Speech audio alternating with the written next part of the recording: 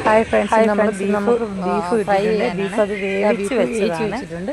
അതിന് ചേർക്കാനുള്ള അരിയാനായിട്ടുള്ള വെളുത്തുള്ളി, കറിവേപ്പില, തേങ്ങാക്കൊത്ത് എല്ലാം നമ്മൾ അരിഞ്ഞ് വെച്ചിട്ടുണ്ട്.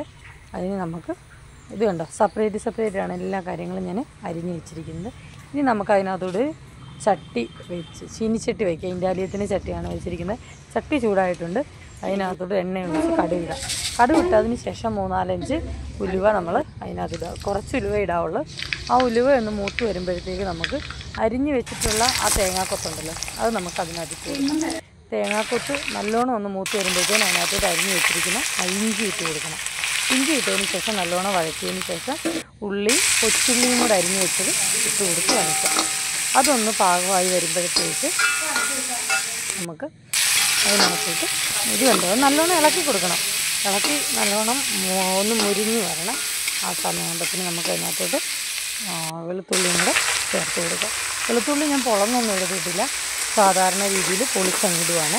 അത് വഴഞ്ഞ് വരുമ്പോൾ അതിനകത്തൊന്നും കാണത്തില്ല. അതുകൊണ്ട് പിന്നെ കറിവേപ്പിലയും കൂടി ഇട്ട് കൊടുത്ത് ഇഞ്ചി പച്ചമുളകും എല്ലാം ഇപ്പോൾ നമ്മൾ ഇതിനകത്ത് ഇട്ടിട്ടുണ്ട്. ഇപ്പോൾ പച്ചമുളകും കൂടെ ആഡ് ചെയ്തിട്ടുണ്ട്.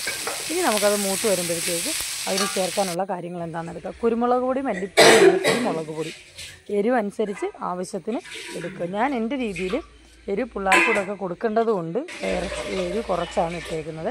അതെല്ലാം കൂടി ഇട്ട് നമുക്ക് വഴറ്റിയെടുക്കാം. ഇതാക്കണ്ട, ഇതെല്ലാം കൂടിയിട്ട് നമ്മൾ വഴറ്റിയെടുക്കുകയാണ്. അത് വഴന്ന് വരട്ടെ. വഴന്ന് വരുമ്പോൾ അടി പിടിക്കാതെ മുളക് കരിയാതൊക്കെ നമ്മൾ വെളിച്ചെണ്ണയും കൂടെ ഒക്കെ ഒഴിച്ച് വേണം ഇതുപോലെ വഴറ്റിയെടുക്കാൻ. അപ്പോഴത്തേക്ക് നമ്മൾ കുരുമുളകും മഞ്ഞപ്പൊടിയൊക്കെ ചേർത്ത് വേവിച്ച് വെച്ചിരുന്ന ബീഫ് നമ്മൾ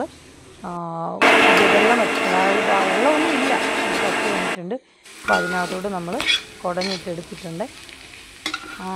ചിപ്പിലേക്കകത്തോട്ട് നമ്മൾ വെച്ചിട്ടുണ്ട്. അപ്പോഴത്തേക്ക് നമ്മൾ ഈ അടുപ്പേ കിടക്കുന്ന ഇതിനകത്തോട്ട് അത് മൂത്ത് കഴിയുമ്പോഴത്തേന് അതിനകത്തോട്ട് ആ ബീഫ് ഒരു തുള്ളി വെള്ളം പോലും ഇല്ലാതാണ് ആ ബീഫ് ഇട്ടത്. കിട്ടിയ ബീഫ് നല്ല അടിപൊളിയാണ്. നല്ലോണം വെന്ത് നല്ല സോഫ്റ്റ് ആയിട്ടിരിക്കുന്നുണ്ട്. അത് നമ്മളിട്ട് പുരട്ടിയെടുക്കണം. ഇത് പുരട്ടിയെടുക്കുന്ന കൂട്ടത്തിൽ ഇടയ്ക്കിടയ്ക്ക് വെളിച്ചെണ്ണയോ സൺഫ്ലവർ ഓയിലോ എന്താണെന്ന് വെച്ചാൽ നിങ്ങൾ ചേർക്കുന്നത് ഇട്ട് കൊടുക്കുക. ഞാൻ അതിനകത്ത് ഗരം മസാലയാണ്, സ്പൈസസ് മസാല എല്ലാം കൂടെ പൊടി അതിനകത്ത് ചേർത്ത് കൊടുക്കാം.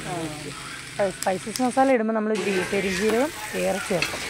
പെരുംജീരകം ചേർക്കുന്നതനുസരിച്ചിരിക്കും ബീഫിൻ്റെ ടേസ്റ്റ് വരുന്നത്. കുരുമുളകും പെരുംജീരകവും ഏറെ നമ്മൾ ചേർത്തിട്ട് വേണം ബീഫ് ഇത് ഫ്രൈ ചെയ്തെടുക്കാനായിട്ട്.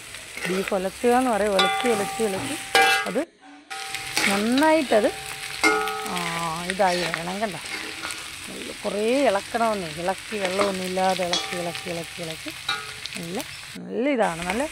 നല്ല സോഫ്റ്റ് ബീഫായിരുന്നു കേട്ടോ. കാരണം ഒത്തിരി പ്രായമൊന്നുമില്ലാത്ത പോത്തോ ഇതിന് ഏതാണ്ടായിരുന്നു. എന്നിട്ടത്